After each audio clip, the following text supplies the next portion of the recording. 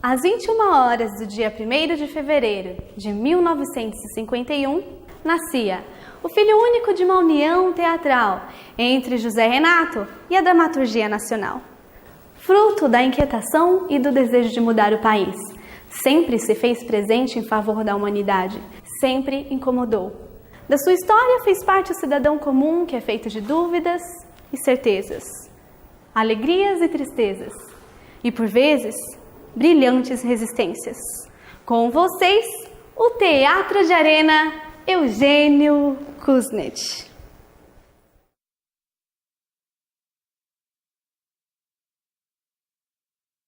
José é um que morreu, mas vocês ainda não. Aqui acaba a revolução. Lá fora começa a vida. A vida é compreender, ir de embora, ir de viver. Podeis esquecer a peça. Devei apenas lembrar que se teatro é brincadeira, lá fora é para valer. Eu comecei a fazer teatro em 1948, quando a Escola de Arte Dramática foi fundada aqui em São Paulo. Nos 2 últimos anos da escola, nós nos reuníamos com os alunos, com os companheiros, com os colegas, e discutíamos teatro o tempo todo nos bares, à noite tomando chopp, em reuniões, em festas, etc. A gente, como todo jovem, queria mudar o mundo e achava que podia mudar o mundo. Então procuramos fazer um teatro que não fosse pobre, mas que pudesse ser feito com recursos pequenos. Eles achavam que o teatro de arena era bom para eles porque era mais econômico, já que não tinha cenário, né? Na época a gente fazia nosso teatro sem nenhum, vamos dizer, apoio oficial, né?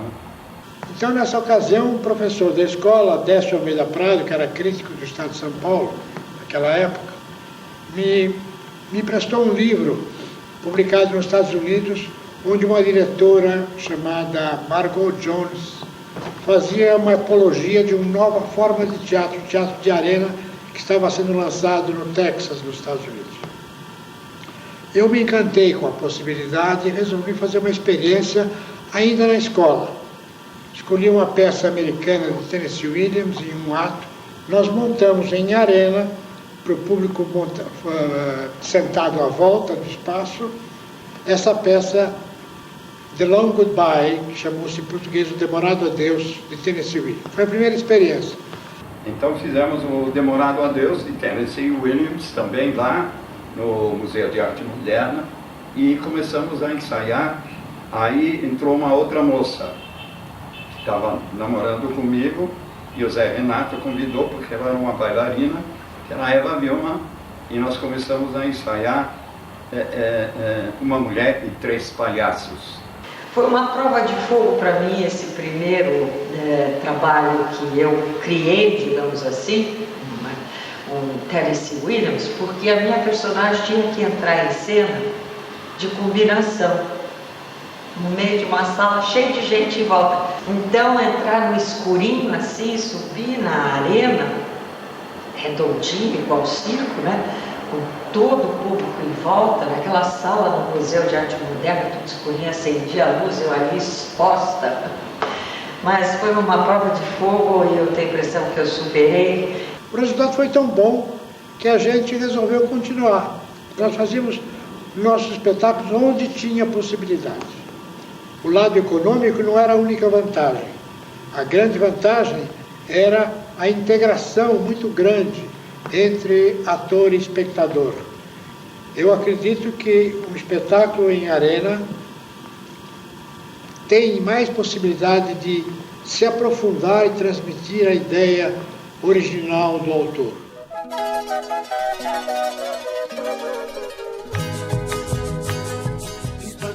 Em 1954, a gente montou um espetáculo muito interessante, que fez muito sucesso, que chamava-se Uma Mulher e 3 Palhaços, onde a gente lançou a Eva Vilma, John Ebert e outros atores que trabalhavam conosco também. E esse texto tinha tudo a ver com o teatro de arena, porque era circense. A personagem feminina era uma bailarina e os 3 personagens masculinos eram 3 palhaços, os 3 palhaços tradicionais de circo. o mais alegre, o mais triste, enfim, mais galã, né? Era muito engraçado. Eu fazia o palhaço, o triste, sempre de branco, tudo de branco, e a peça era muito romântica, muito simples e muito pura do Marcel Achard. Esse espetáculo fez muito sucesso e logo depois da morte do Getúlio Vargas, em agosto de 54, o presidente da República, na ocasião, Café Filho, nos convidou para apresentar esse tipo de teatro diferente que a gente fazia aqui em São Paulo, no Palácio Catete, para o Grand Monde Carioca, para os ministros da educação, etc., para ver o que era esse gênero novo que estavam fazendo em São Paulo. Fomos até o Rio de Janeiro, fizemos em São José dos Campos, fizemos no Ministério da Educação então, no Rio de Janeiro, onde de repente o Teatro de Arena foi assim descoberto, foi assim, nossa, olha o grupo que te trouxeram de São Paulo, essa coisa do Teatro de Arena, muito legal com essa peça. A minha personagem, Isabel, entrava por último em cena. Eu jamais esqueci a fala com a qual ela entrava. Ela dizia: "Bom dia, patrão, quer ir representar comigo?" Mas essa história fica na nossa história, digamos assim, como uma coisa muito agradável de relembrar. Isso projetou o Arena no Brasil, nós viramos inclusive capa de revistas as mais populares, mais chiques também. Nós fomos uma sociedade com 200 pessoas que pagavam um X para assistir às nossas estreias. E achamos um local para fazer as nossas primeiras apresentações.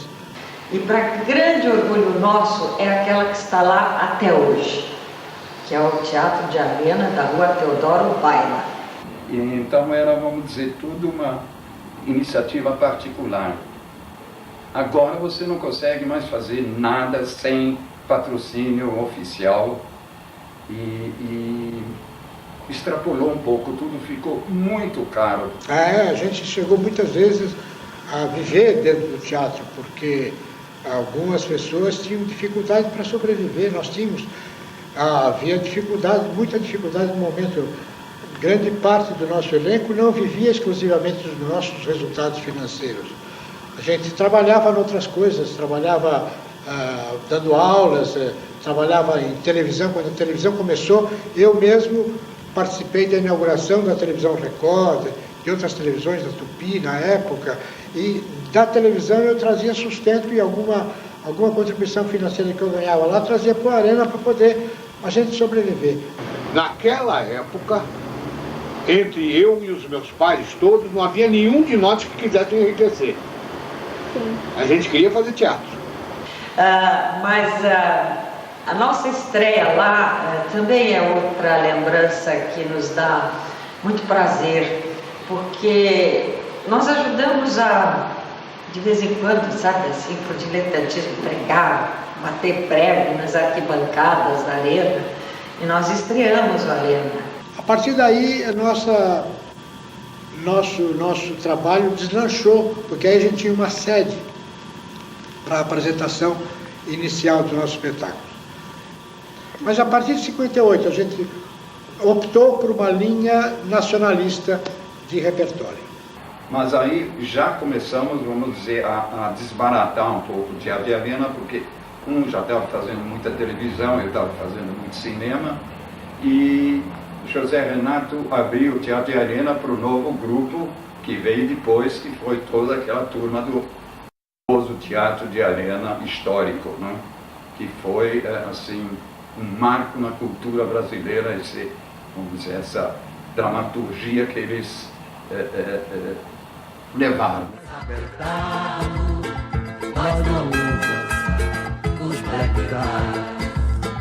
Minhas juras. Eu estava lá no teatro e aí o Zé Renato me convidou para fazer eles no tie. Que espetáculo maravilhoso, né? Eles não usam black tie. Foi assim um marco total, né? Quer dizer, uma renovação no teatro, na dramaturgia brasileira, né? Bom, eles não usam black tie, focalizava luta de classes, por exemplo. Era a primeira vez que aparecia isso no Brasil, praticamente. E aí também havia uma discussão entre gerações, entre pai e filho, por exemplo, e havia a discussão de uma coisa extremamente importante na época, que era o direito de greve. Era o momento onde se discutia direito de greve, onde se discutia muito a reforma agrária, por exemplo, e o direito de greve, que eram dois assuntos fundamentais naquela época, né? Reuniãozinha difícil, mas a turma entendeu, né? Todo mundo quer resolver a questão lá no sindicato, e é o que tá certo. Mas o Tartini e a turminha deles são de morte, querem sempre ganhar no grito. Querem ensinar a greve no golpe. Que mania, parece que não aprenderam nada com o tempo. Vocês vão atrás desses bunda mole, nunca vão conseguir nada. Olha a tua, Sartini. A gente não tem condição nem de parar a Santa Marta. Que dirá então toda a categoria? O sindicato? O sindicato tá na mão de pelego. O que interessa pra nós é que os preços vão subindo, o salário verdadeiro diminuindo, o trabalhador tá na miséria. Pois é, velho. Tá todo mundo na miséria. O povo tá na miséria. Mas então, porra, vamos ficar nessa de papo, nessa de negociação? Negociação é com máquina parada. O único argumento que patrão entende, produção parada. Fazendo aí seu comício, Sartini? E não é pra fazer comício? Vocês afrouxaram, porra, estão contra a greve. Estamos contra a porra louquice. Queremos a greve, sim, mas quando a categoria quiser. Ah, e vai dizer pra mim que a categoria não quer? Não. Tá todo mundo na piola. Comida na mesa que é bom não tem. A inflação comendo. Chega, Sartini, chega. Estamos sabendo, né? Esse foi o momento de ouro do Teatro da Arena, Jesus Black Tie, porque chamou a atenção do público, da crítica de todo mundo, e o teatro paulista na época era muito sofisticado, porque era o TBC, né? Os grandes nomes do TBC, e de repente uma peça sobre favela, né? E foi um espetáculo muito importante na história do teatro brasileiro, porque revelou a dramaturgia nacional, porque esses atores todos estavam voltados para uma coisa que não se fazia na época, ou seja, para o modelo do homem comum brasileiro. Nós representamos aqui, o público aí, como vocês estão atrás da câmera, assim, pertinho, né? Teve uma experiência, por exemplo, isso já foi na Teodoro Baila, que nós estávamos representando, acho que era uma outra peça, era Esta Noite é Nossa, que tinha uma cena que a gente ficava jogando baralho. De repente alguém da plateia levantou e botou uma flor assim na minha mão, né? A gente tinha que assimilar essas coisas, né? Podem me prender, podem me bater, podem até deixar-me ser. Quando começou a repressão repressão à liberdade de expressão, né? Então, essa turma saída da Escola de Arte Dramática é a turma que levou para valer textos, primeiros textos, inclusive, do Guarnieri, do Gianfrancesco Guarnieri. Realmente aí houve um completo corte no desenvolvimento do teatro brasileiro, né? Bom, o golpe militar de 64 pegou a Arena já com um grupo de vanguarda, um grupo importante, um grupo que não era exatamente um grupo de militância política, era um grupo que discutia politicamente as questões históricas e sociais do Brasil, já era um grupo importante. E os primeiros anos, quer dizer, o primeiro quadriênio, os primeiros 4 anos da ditadura, o Arena ainda continuou produzindo peças de um jeito completamente diferente, que ninguém produzia peças daquele modo, quase como o que a gente entende hoje como criação coletiva, né? Um grupo cooperativado, todo mundo tinha ideias, todo mundo tinha uma base social, política, teórica semelhante, todos eles eram afinados e produziam coisas críticas mesmo. Os grandes autores que começaram a surgir, o Valdo Viana Filho, Paulo Contes, muitos outros autores, foram completamente tolhidos no seu trabalho pelos cortes da censura. A censura não admitia que se fizessem peças políticas que discutissem problemas atuais daquela época. Então nós tivemos muita dificuldade durante vários anos, tivemos muita dificuldade.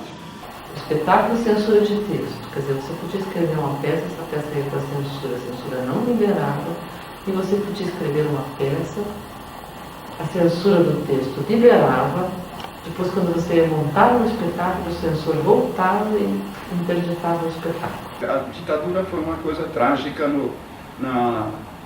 para a cultura brasileira. Eu fiz uma peça, eu produzi uma peça, os rapazes da banda, que foi um excelente, um absurdo sucesso aqui em São Paulo. E quando eu cheguei no Rio de Janeiro, eram 9 atores, não? Começando com Valmor Chagas, Raul Cortez e companhia. E aí, de repente, chegando no Rio de Janeiro, o espetáculo foi, de repente, proibido.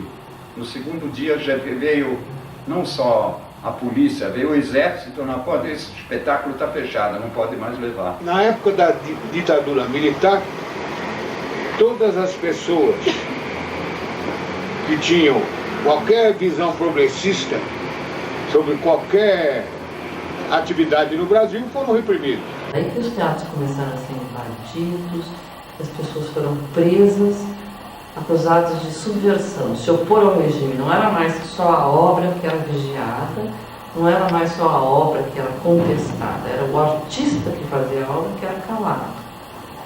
Então, o pessoal da Arena foi preso, foi torturado, oficina também, e essas pessoas ou saíram do país ou se calavam. Eu fui uma dessas pessoas reprimidas pelo golpe militar. Essa altura eu estava no Rio de Janeiro fazendo passeata e fazendo a greve dos 3 dias e 3 noites nas escadarias do Teatro Municipal. Eu não estava mais no Arena, mas a turma que estava na Arena estava muito, muito consciente e muito batalhadora na linha de frente, para o orgulho de todos nós. Quer dizer, essa vamos dizer, quase loucura que se abateu sobre o Brasil com essa coisa da ditadura. Foram anos difíceis, onde a dramaturgia brasileira sofreu um atraso. Praticamente uma geração inteira ficou destruída. Vem, vamos embora, que esperar não é saber. Quem sabe faz a hora, não espera acontecer. Vem, vamos embora, que esperar não é saber. Quem sabe faz a hora, não espera acontecer. Essa recuperação, eu acredito que demorou mais 20 anos, e só agora, no início do novo milênio, a partir dos anos 2000 praticamente, é que a gente está sentindo um reaparecimento da dramaturgia brasileira em nível importante, inteligente e criativo. E não existe teatro de arena hoje, né? Ele foi um teatro que teve a coragem de mudar os cânones, né? De mudar a dramaturgia importada pela dramaturgia nacional, da interpretação francesa pela interpretação brasileira. Foi essa coragem do teatro de arena. O teatro de arena nunca parou, ele sempre estava lá servindo. O teatro de arena, ele não serve para ser teatro comercial, porque ele tem muito poucos lugares. Então ele só serve para experimentos de teatro. Então os experimentos de teatro continuaram acontecendo no teatro de arena. Hoje em dia o público foi muito viciado pela televisão. A televisão brasileira é a única televisão no mundo que apresenta novelas em horário nobre. Nenhum outro país civilizado, inteligente, culto, deixa as televisões dominarem o horário nobre. Então, a partir das 7 horas da noite, o povo que gosta de ver coisas, de aprender coisas, por exemplo, é obrigado praticamente pela televisão a ficar sentado na poltrona da sua casa para assistir as novelinhas, para assistir as coisas que a televisão oferece, porque nesse horário nobre é que a televisão brasileira oferece as melhores atrativas, as novelas mais importantes, mais atraentes. Então, o público se habituou. Para que ele vai sair da sua poltrona se ele pode ver personagens bem escritos, bem desenvolvidos, novelas bem feitas, atores ótimos, se ele não precisa sair da sua poltrona? Eu não sei se o teatro eu não sei se o teatro perdeu espaço para a televisão. E eu acho que essa discussão também ela é um pouco antiga, né? Quando se inventou o cinema, não demorou muito para algumas pessoas falarem assim, vai acabar o teatro. porque o cinema, na época, tinha essa impressão de que o cinema fazia as coisas muito melhor do que o teatro poderia fazer.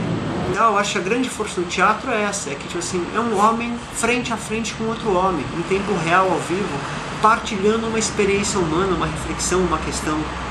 Olha, a gente nunca teve tantas companhias teatrais produzindo regularmente teatro em São Paulo. De forma que o Teatro de Arena é um espaço que faz parte da nossa história. E investir na reforma desse espaço, na reinauguração desse espaço, é de certa forma manter vivo a história do teatro paulista e brasileiro. Então eu diria assim que é uma obrigação de uma Fundação Nacional de Artes, né, zelar por essa memória, zelar por essa história e fazer com que aquele espaço continue de alguma maneira fomentando a dramaturgia nacional e, quiçá, latino-americana, fomentando a construção de uma identidade desse fazer teatral no Brasil e fora do Brasil.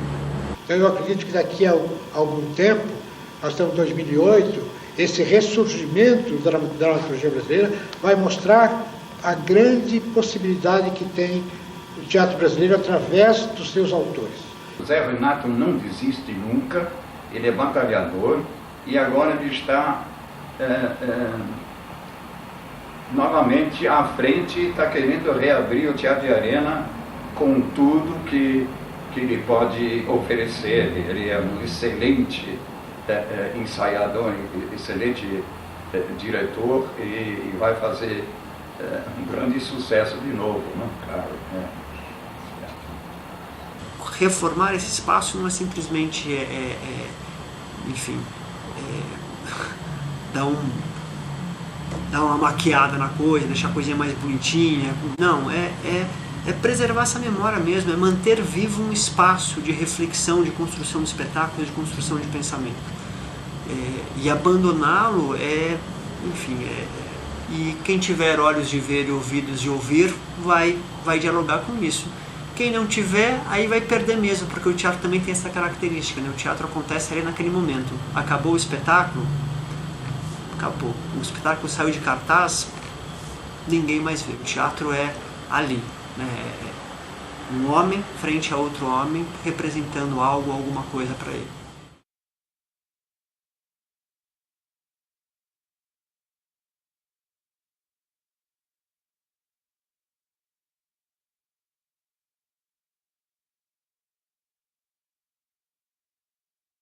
Não é. Vê, a culpa é deles. A culpa é dessa gente que faz você acabar com o Durval. Como sendo Durval Matos. Vai carregar saco de bola. Vai ganhar palmada na bunda, vai ganhar na torcida de uniforme. Eu não vou continuar de uniforme a minha vida toda. Eu não vou.